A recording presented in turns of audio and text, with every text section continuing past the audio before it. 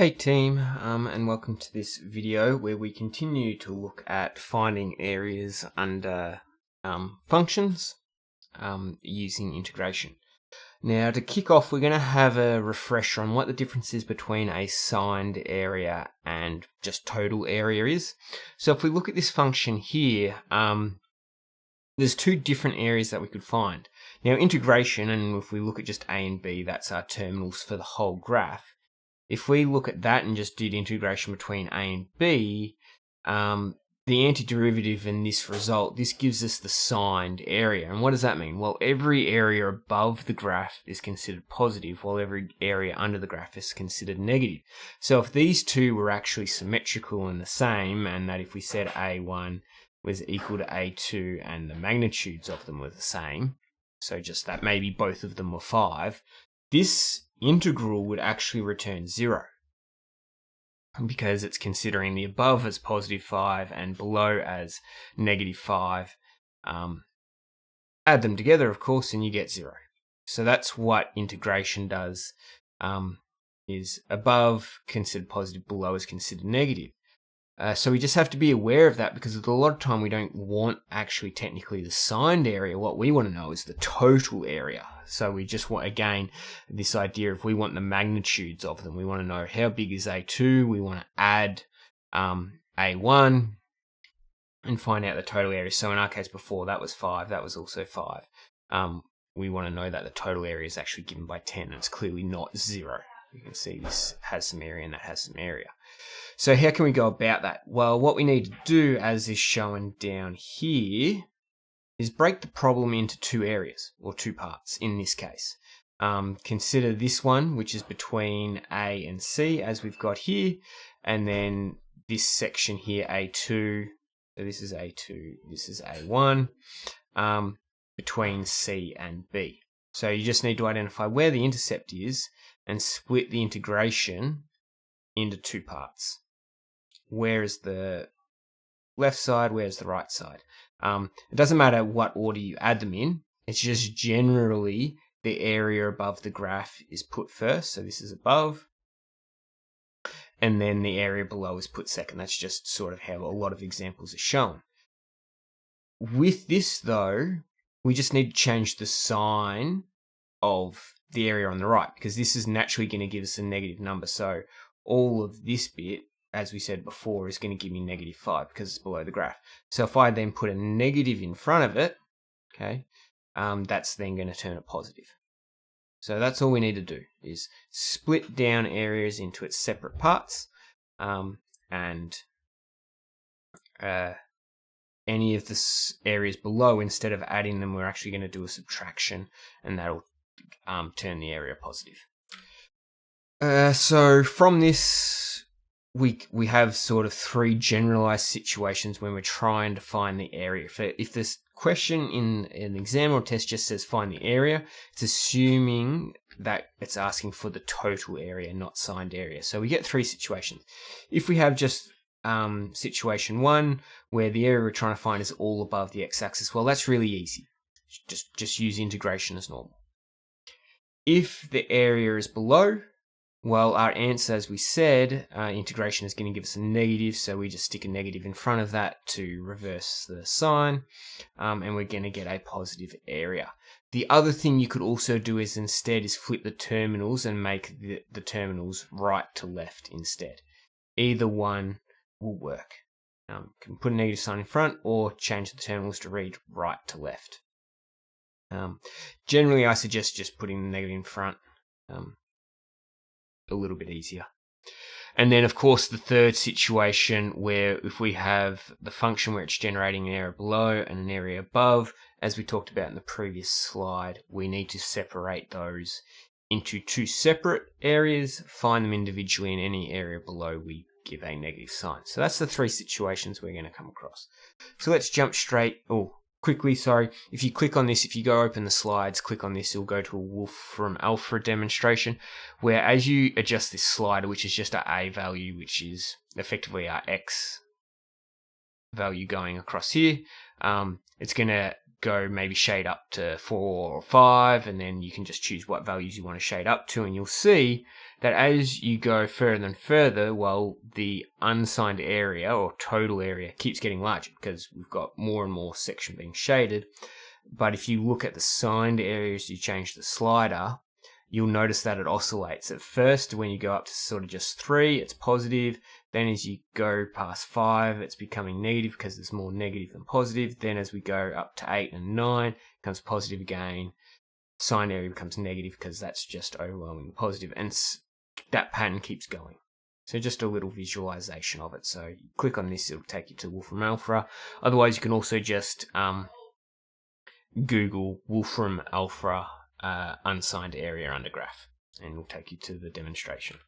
But let's get to some examples. First off, determine the exact area bounded by the curve given by the rule y is equal to e to negative x plus 3 between the x-axis from x equals 0 and x equals 3. And there's a diagram here representing this situation.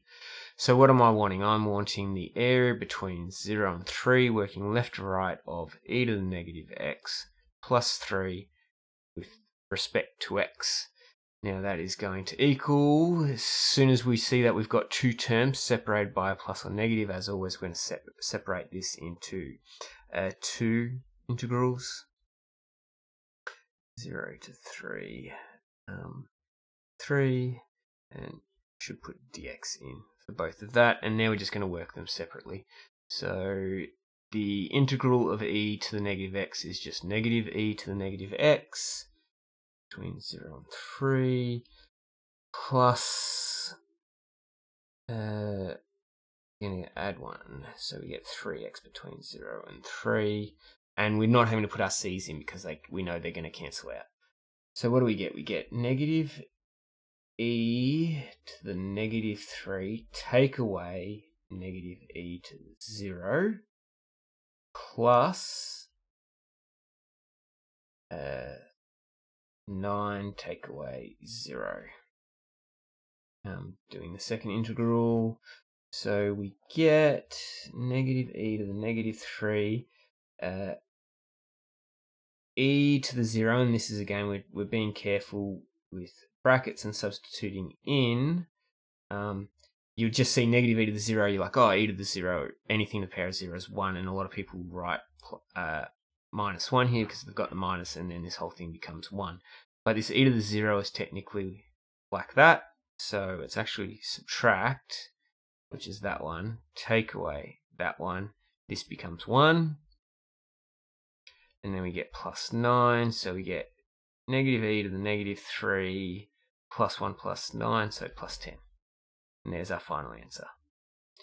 So that shouldn't be any different to what we've done so far. Okay, right. This example. So if I sound a little frazzled and rushed, it's because I did this whole example and all the way through to the next slide and got to the very end and realized there was a mistake in the very last stage of the very first thing I did way back here. So I wasted about 5-10 minutes. So let's get on with this. We are trying to find the signed area now bounded between negative 2 and negative 3. So signed area from there to there. So that which means that we can just use basic integration because signed area is going to count that as negative and that as positive, so we can just do a whole integration.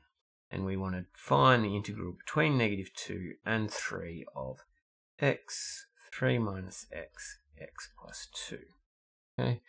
With an integral like this, we need to expand. There is technically a method to integrate terms multiplied together, but that's not covered in the methods course.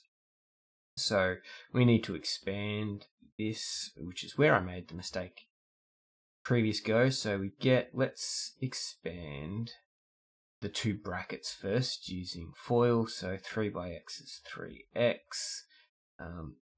Outside 3 by 2 is 6. Okay. Inside negative x by x is minus x squared, and then negative x by 2 is negative 2x. Let's simplify that. Becomes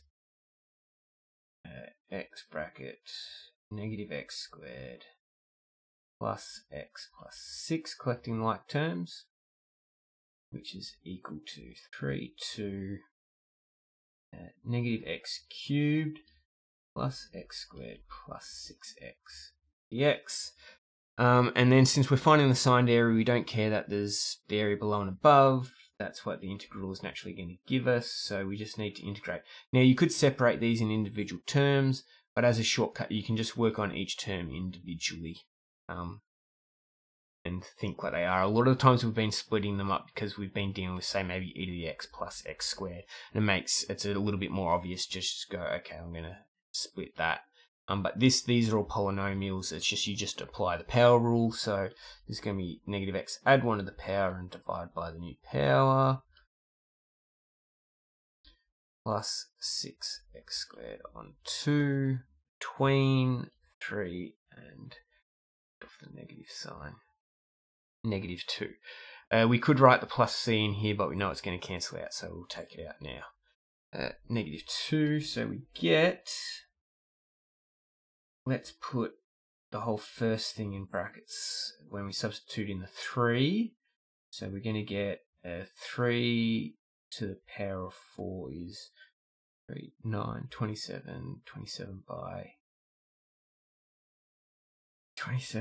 3 is 81.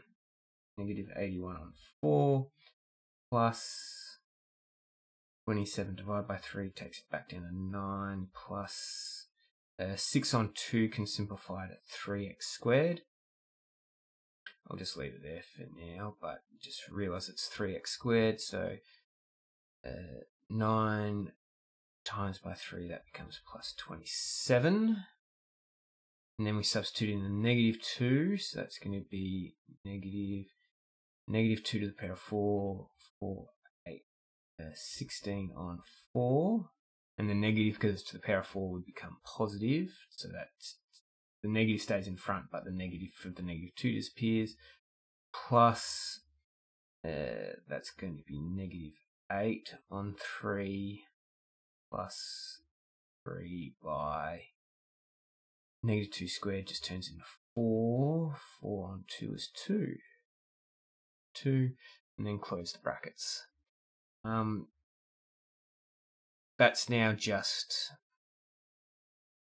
arithmetic in your calculator. That you can do all the fraction work. 9 plus 27 is 36 minus 16 on 4 is negative 4 minus 8 on 3 is the same as 2 and 1/3 plus 6.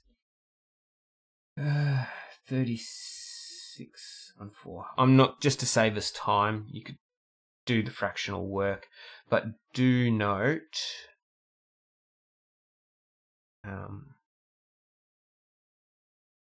that you'll get a final number as your answer. Right. What about now though, if we want to find the exact total area bound by the x-axis from x to negative 2, x to the negative 3. So this is where you need to think of, well, if I just did an integration between the two, like we just did in the last, that gives me signed area. I need to break it down into 2 individual parts. So the area total is equal to the area between 0 and 3 of, what did we say it was? Negative x cubed plus x squared plus 6x. Negative x cubed plus x squared plus 6x.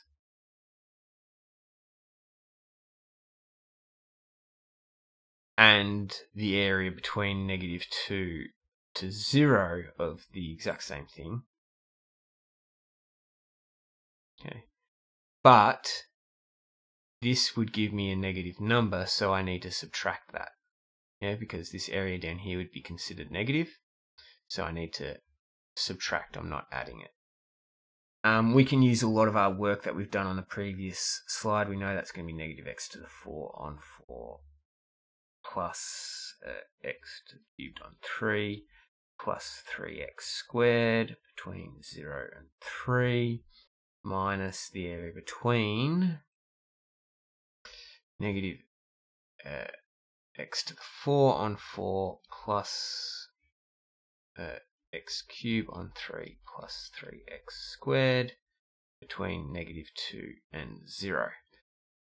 So we're going to put the 3 in again. That was -81 on 4 plus 27 on 3 is 9 plus 27. So I'm doing this first substitution up here, substituting in the 3. Take away, and let's put in square brackets to sort of indicate that's the first integral. Take away, substitute 0 into all of these. So we're just going to take away 0, and that's our first square bracket substitution done. Take away, now we need to substitute in 0 first because that's the top. So again, that's going to be 0, negative, taking away whatever we substitute in for the -2. So substituting -2 becomes negative, we just did this on the last page, 16 on 4 plus -8 on 3 plus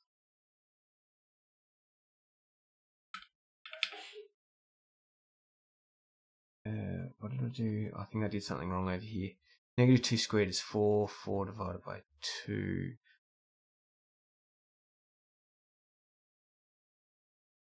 is, what am I doing wrong here?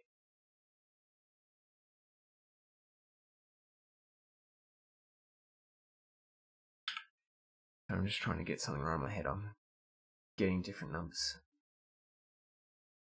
-2 squared. Oh, that's because I've put the 3 in here. This should have been work brain -2 squared is 4, divided by 2 is 2, times by 6, that should be plus 12. There we go, plus 12 there. And that works out over here, we get the plus 12. Rightio, and if we start simplifying, we did before, we get -81 on 4 plus 36 minus -16 on 4 minus 8 on 3 plus 12. And let's actually figure this out. 36 by 4 is 24. 3 is 12. 144 minus negative. This is just not nice. That's -4. Right over here, -4 minus 2 1/3 plus 12. So that's 8. Take away 2 1/3 is the same as 5 2/3. 5 2/3. And what we'll notice from all the signs, and that's why I've persisted, is that we've ended up with a negative in here. So let's put a line. This one here stays to there, which is the negative signed area because it's underneath. That's the negative inside the integral. That tells us that negative area. But our negative that we've tactically put in front of it means the negative and negative cancel, turns into a positive. So we end up adding 5 2/3 to this number here, which means we're adding areas together. We add that to that. We get a positive total area. Again, you can finish off the calculations there. That's what it is. Right. We've been going for way too long. Let's leave this example for you to try in class. Imagine you aren't given all of this. It's a pretty involved question if you're not, because you have to, you just told the equation, find the total area. So straight away you need to think of, okay, is the areas above the axis, is the areas below the axis, between -2 to 2. So looking at this straight away, I've got an x squared multiplied by an x squared. That means I'm going to have an x4. That means I get the W shape. Where are the intercepts? So you need to factorize this just using difference of perfect squares. So you get x minus 1, x plus 1 for the first, and you get x minus 2, x plus 2. So you get all your intercepts. So you've got -2, -1, 1, positive 1, positive 2, I should say, through recognition, or the null factor law. And then so you need to realize, okay, this area down here, let's put some color in. That area down there is going to be negative, and that area down there is going to be negative. So I need to break them off into two separate integrals. And then this area here between -1 and 1, that will naturally give me a positive number, so I can leave that as is. But there's a whole bunch of space for you to have a go at it. And we'll review that in class. As always, if you have any questions, queries, or concerns, please put it in the comments below, email, or hit me up on Google Classroom. See ya and have a good day.